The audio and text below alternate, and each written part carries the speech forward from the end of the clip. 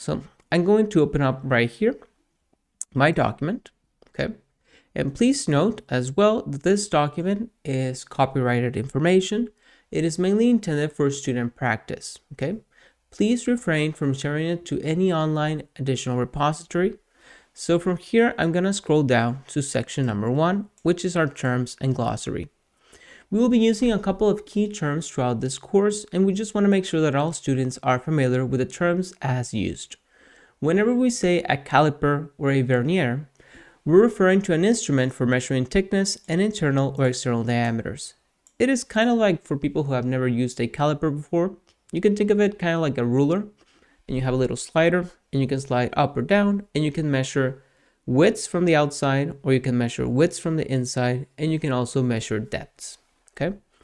Whenever we say CMM, we're referring to a coordinate measurement machine.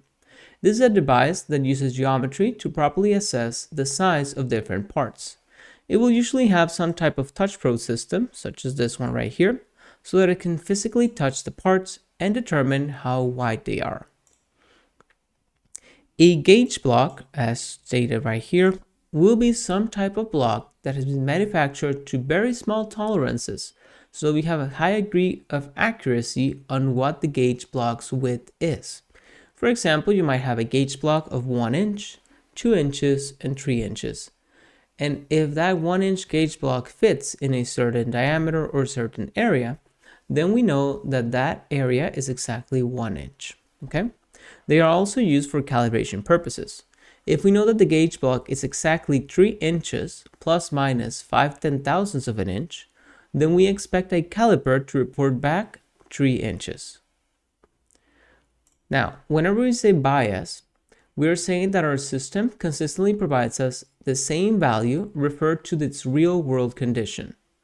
For example, if I say that my caliper is biased toward the lower spec, I'm saying that it underreports parts as being smaller than they actually are.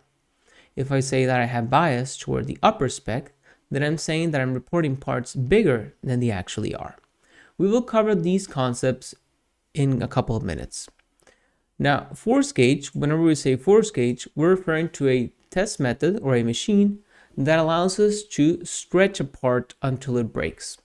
The force gauge records the biggest force necessary until the part broke and allows us to do testing on steel plates or plastic components based on their extension.